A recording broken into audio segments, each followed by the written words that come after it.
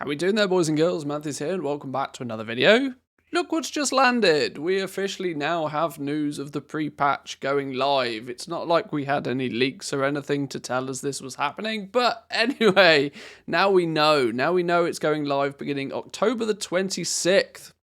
But what's coming with it, and more importantly, when is it all happening? Because we're not getting everything in one go. For any of you guys that want to follow along with this, though, I will leave the link in the description down below if you want to go and have a little bit of a read of this yourself. But let's have a look then. So, with every new adventure begins a single step, and the journey to the Dragon Isles is nearly here with the first of the two pre-expansion patches to go live, with the completion of the regional realm maintenance beginning October 26th.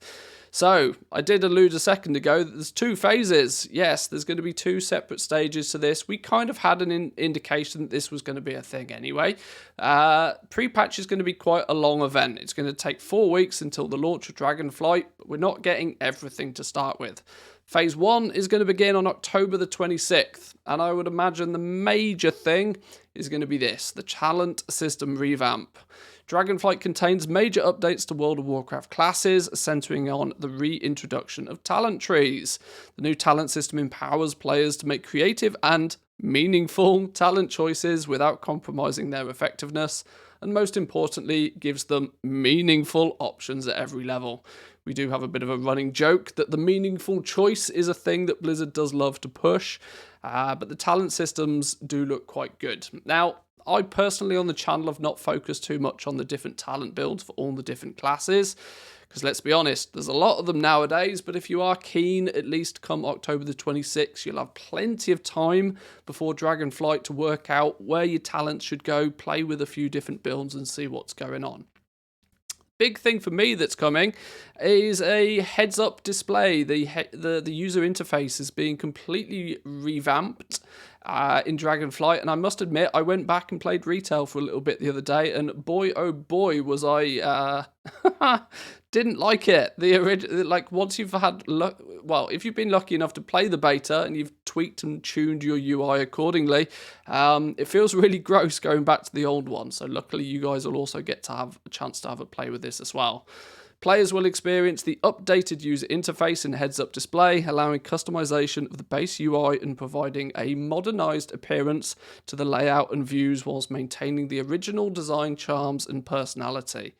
This is also going to bring about a much shorter list of add-ons that we're going to need. If you are like me who uses something like ElvUI, it's quite an intensive package of, it's a full suite of UI, and it severely, slows down your load times and has reported to have had sort of frame rate issues and things in the past.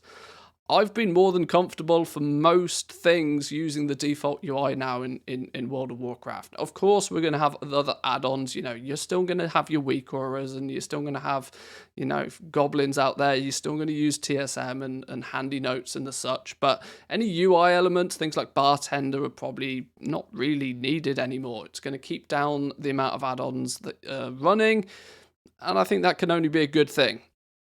There are some new accessibility features. This will include the press and hold spellcasting, interact keys, gamepad support. This is going to be quite fun. We can finally play World of Warcraft on a controller and more. And then the only thing that's going to have real significance is rated solo shuffles coming in. So first introduce us a PvP brawl. This has been available for a little while as a brawl, I think, but we're going to up the stakes by adding the ability for players to earn or in turn lose in my case. I'm not good at the old PvP, but earn or lose rating with the introduction of the rated solo shuffle. Players will be able to earn seasonal rewards and achievements, create credit towards the vicious mounts, weekly great vault progress, this could be key actually, and conquest similar to rated battlegrounds and arenas. Now, presumably any sort of rating is not going to kick into play until Dragonflight, but it will be a thing that we can have a play with all the same. And the new race and class combinations.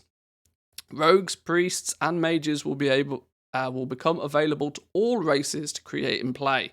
If you are a rogue, if you are a priest, and if you are a mage, will you be joining a different race? Will you be buying one of those race changes off Blizzard? Let me know in the description down below. There's going to be some interesting combinations, I think.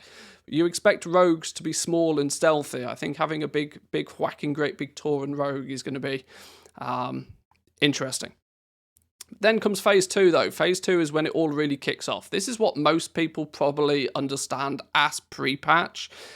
This is like a systems thing, right? They're just trying to get the game updated, get the systems in place, make sure that there's any significant game-breaking issues with the UI or talents and that sort of thing. And then phase 2 is really where things start kicking off. In phase 2, the Evokers. Now, some people were under the impression that we were going to get the Dragonflight Evokers soon as pre-patch lands. Unfortunately, that's not the case.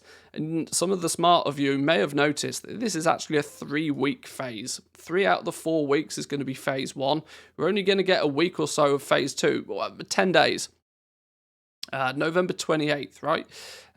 November 16th is when phase 2 becomes available to people, giving people the ability to play with the Dragonflight Evoker.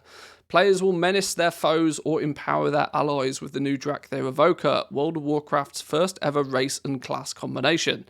Able to switch between a humanoid visage and the fearsome draconic form, the Dragonflight are highly mobile, and their unique Evoker class can specialise in ranged damage dealing or in aiding their allies as a healer by harnessing the magical gifts of the dragon kind.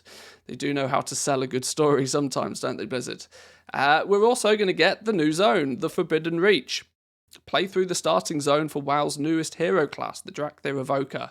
I did play through the starting zone for the Evokers, and it was quite cool.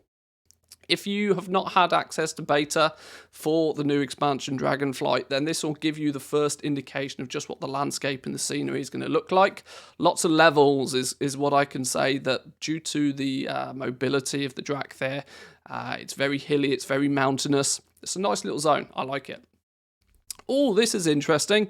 We're also going to get the new dungeon, Uldaman, Legacy of Tyr. Located in the Badlands within the Eastern Kingdoms, players will venture into Uldaman to lay claim to a legacy of knowledge left behind by the Titans. This ancient Titan facility is where, long ago, allies of the heroic Keeper Tyr hid the discs of Norgagon.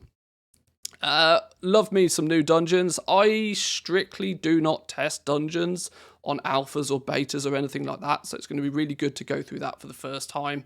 I remember going through Uldaman the very first time back in when vanilla was vanilla.